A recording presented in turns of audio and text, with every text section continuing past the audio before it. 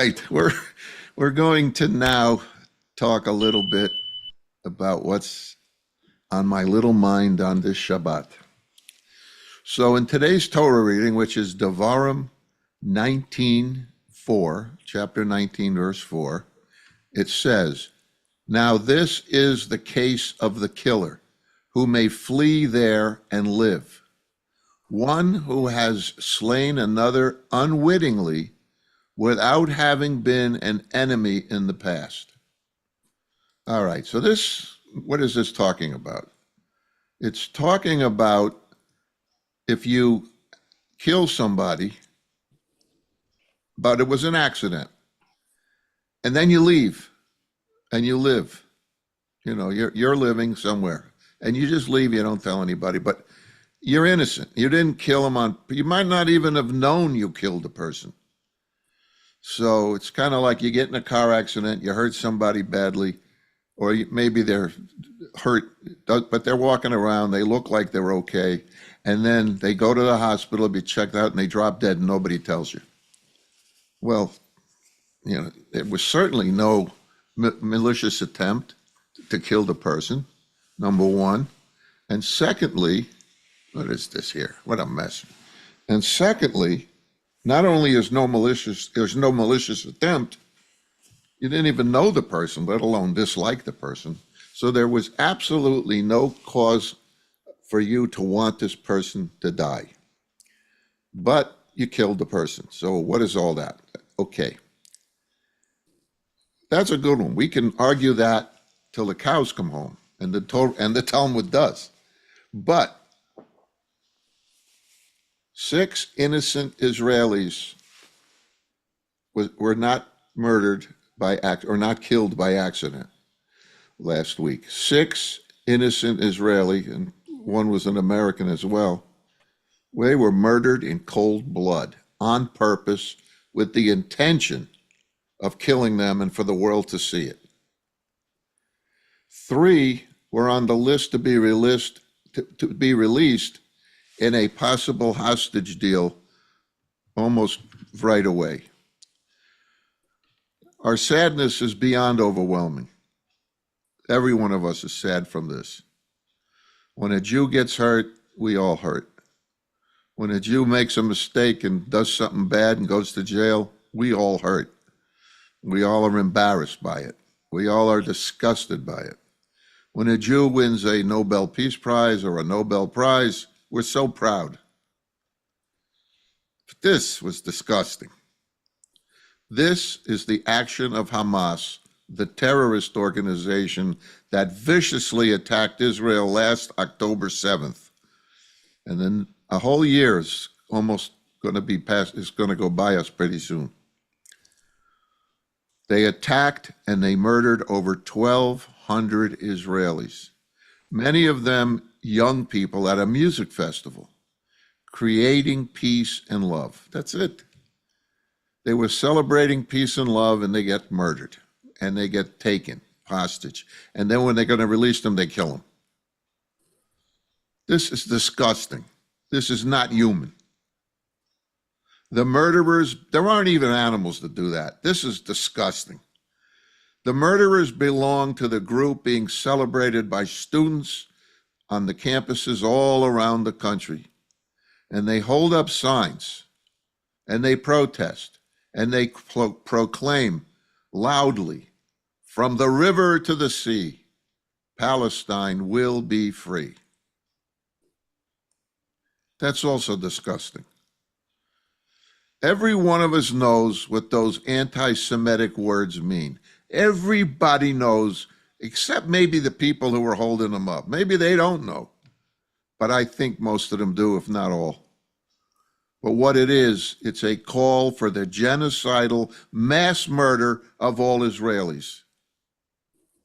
All of them.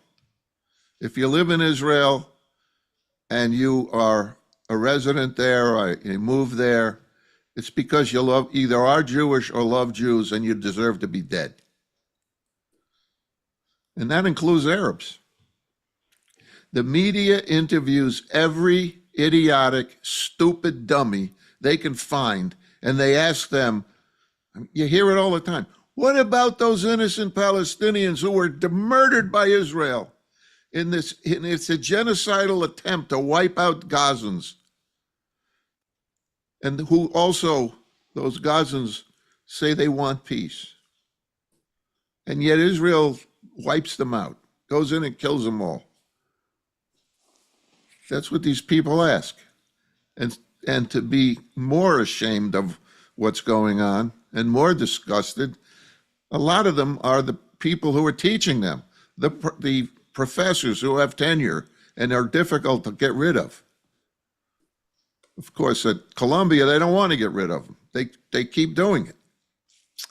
But before I go on, it's imperative that I say that the death of even one innocent person on either side is too many. We have Ukrainians, we have Russians, we have Israelis, we have, quote, Palestinians, even though there's no such thing as a Palestinian. Too many are killing each other and destroying innocent people. It's just the way it is. But even so, in this case, they're killed in a war that was started by Hamas, and whose deaths are done with pride and shown with pride. Look what I'm doing. I'm killing all these innocent people. That's more than disgusting. Israel has made every effort to minimize civilian casualties. Even the United Nations has said that. Even giving advance warning of areas it plans to attack to the enemy. You should leave there. We're going to attack. So while Hamas intentionally shoots bombs and kills their own people in other inhumane ways, what can Israel do when Hamas hides its militants, its rockets, and its tunnels under hospitals, schools, and mosques? We've all heard this so many times. It's like a broken record, and yet it doesn't ring to anybody. It doesn't help them. They don't see it that way. They also don't see that Israel does whatever it can do as not to commit cold-blooded murder, and Hamas takes advantage of that. They know that if they put these things in schools, Israel will not attack as it does when after they tell the people to leave. And when they do that, Hamas takes the stuff out if it has time. This week's Torah reading, today's Torah reading, speaks at length about murder. It differentiates between accidental, non-premeditated killing and deliberate, premeditated killing. So the ones that you kill somebody by accident, or you kill somebody but you didn't plan it, or you deliberately planned it. Hamas deliberately plans their killings. In ancient times, even if a person killed somebody accidentally, the family could avenge the killing. So if I killed somebody but it was a total accident, this led to generations of family feuds and killings. We all know the story of the Hatfields and the McCoys. That's because if something happened by accident, they had the revenge. They had to go get revenge. So the Torah explicitly states that if it's an accident, and that all kinds of blood feuds are forbidden. It would forbid what the Hatfields and the McCoys were doing. Cities of refuge had to be established next to where the population lives so that a person who killed someone accidentally could flee and could find protection there and safety for themselves. Because while in the cities of refuge, nobody could touch the killer. Nobody. And they respected that. On the other hand, if the murder was deliberate and premeditated, those people didn't have such an ending. The result was totally different. For a cold-blooded murderer, it says in Devarim, in Deuteronomy, today's Torah reading, 19, verse 13, quote, "You must show no pity. Thus you will purge Israel of the blood of the innocent, and it will go well with you." It says that in the Torah. The Torah requires the death penalty for every cold-blooded murder. No exceptions.